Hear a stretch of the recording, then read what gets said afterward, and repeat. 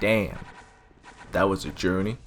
Gothic is a fantasy action RPG developed by Piranha Bytes in 2001 and published by THQ Nordic.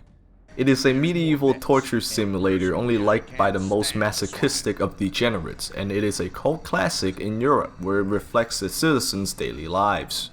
Okay, jokes aside, I've had this game for a while now. I've heard online that this is one of the best RPGs of all time, and I bought the whole series on GOG. I didn't get far though. Everything was hard and I was too impatient to learn, so it sat in the backlog for a long while. Now that I have this new hobby of making internet video game videos, I have a reason to force through my backlog. Anyway, here's a Gothic video. The game is old, so you gotta polish the game up a bit before playing. Download Spine, which is a game mod launcher thing for Gothic games. Locate the game files and let it download all the necessary stuff. Now you can play on HD widescreen resolutions with a higher frame rate limit than 25, which helps a lot. Now let's get into the graphics. It looks pretty outdated, but it's the charming kind of outdated.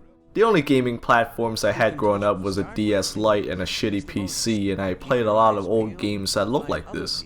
The blockiness of the character models with no hands and shit, the simple animations, especially that jank ass walk, they scream nostalgia to me, and I was brought back to a similar time where I didn't know what taxes are. The PS2 had already come out at the time, and this looks like higher res PS1 graphics, so it's not the best in terms of looks even at the time of release, but it gets the job done. To make up for the graphics, the map is huge and you can explore it all right away, even if you will get your ass kicked. It's pretty atmospheric, and there's a lot of weird things to see and locations to go to. Oldie but goldie, that's how they say it, right? There are some visual glitches sometimes. Things just spaz out for no reason, and the ground goes missing. It's rare, but very noticeable. There are other technical issues too, like dialogue getting cut off sometimes, which can take away from the story and whatever this is. Overall the game looks old, but still nice, with some technical hiccups. The gameplay is what you would expect from an action RPG. You talk to people and kill things. The controls though are one of the weirdest things I've used in a video game.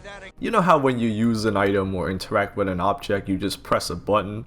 Here you have to hold the use key and press up or whatever the forward key is to interact. That took some time to get used to, and I have no idea why they did it this way. The combat is the same, but at least here it makes more sense. You pull out your weapon, hold the use key, and press forward, left, and right to attack in different directions. You can strafe when locked onto an enemy, but when not in combat, you do a sidestep instead. And when you sidestep too far away and just end up fidgeting around like a dumbass, this game is pretty hard already, so the controls definitely didn't help. The combat feels like it's designed for one-on-one encounters only. You auto-lock onto enemies, but if there are multiple coming your way, shit gets wacky. Also, when there are guys with bows at the entrance, you're fucked as soon as you get in, so you better react fast. You either have to be really careful or attempt to cheese the system, and that's not fun. You can be trained by certain NPCs to be more proficient when using weapons, and this is one of those games where training actually changes the feel of the combat instead of just a stat boost, and that's awesome. This does help with the combat, but the jank is still largely present. Speaking of jank, anytime you have to escort an NPC is just a slap in the face. The AI doesn't look like it can walk properly and gets stuck on objects all the time. You'll be walking to your destination for 5 minutes just to look back and see that the dumb fuck wasn't following the entire time. It's frustrating. Gothic is a game about working your way to the top, and you do feel that progression. Your ass will get clapped multiple times trying to kill anything early game. After spending a few hours learning the landscape, the combat, and how the world works, things start to click and you realize, dang, my ass was numb from all the clapping earlier, but now I'm starting to clap back. The clapped has become the clapper, and that's a great feeling. There are no objective markers or anything, so you have to rely on the directions given to you. The directions are clear for the most part, but can be a little vague sometimes, so having a map is a must. There's a genuine sense of adventure here not found in modern RPGs. Going around the world exploring places until you stumble upon your destination. Sometimes you get there no problem, and other times you get gangbanged by monsters. You never know what you're gonna get, and I love that. At least until you kill everything in the wild and the game turns into Fallout. There's no fast travel system in the game, so you'll be walking a lot with nothing happening most of the time. You can teleport to the 3 major camps, but you get that ability halfway through the game, and even then you don't get all 3 camps at once, so you better have a road trip playlist or some shit. That's how my playthrough went, at least. Alright, time for the story. If you don't want to get spoiled, skip to this timestamp. Though there's not really that much to spoil, so your choice. So the humans have been at war with the orcs, and the king needs magical ore to make powerful weapons. To mine the ore are prisoners. He had 12 mages put up a barrier to prevent the prisoners from escaping, but shit went wrong. The barrier got larger than it needed to, and now the prisoners took over everything inside. No one can get out, only in. You play as one of the prisoners, but you were given a special offer. You are to deliver a letter to the fire mages, and in return you get some good shit. The thing is, you're stuck in the barrier now, so you have to find a way out. To progress with your goal, you have to work your way up the ladder. In the beginning, you will have to join one of the 3 major camps.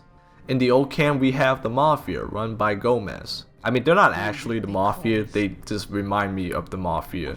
I don't know, something about their furry fucking, like, armor and red. Possibly the paintings on the walls. Yeah. In the new camp, we have rice farmers. They're ran by the mercenaries, led by a man named Lee. In the swamps, we have the Brotherhood of the Sleeper, monks who worships a god called the Sleeper. As you do quests and get stronger, you get to attend a ritual in the swamps where the monks awake the Sleeper to help them get out of the barrier. During the ritual, everyone around gets a vision of an orc in a cave, so you go there to investigate. I don't really know how to explain the rest of the story actually. It goes all over the place. Like literally, you basically just go all over the map talking to people, doing shit for them, getting stronger and learning about the world. A lot of the lore is interesting, but most of the time you're just collecting shit. You gotta collect the focus stones, then materials for the ulumulu that I didn't even use, and at the end a bunch of swords to make one powerful sword. It's just not interesting. And then there are the characters. I don't think I liked any of them. They're either just nice dudes or assholes with the occasional weird funny guy that's cool. Near the end you find out that the Sleeper is actually a demon summoned by the orcs to win the war against the humans. You get the big magic sword and banish it back to hell or wherever it came from, and that's it, the end. These events don't make for an engaging story, but I guess it makes for a decent game? Well, at least if you like collectathons. Gothic is quite something.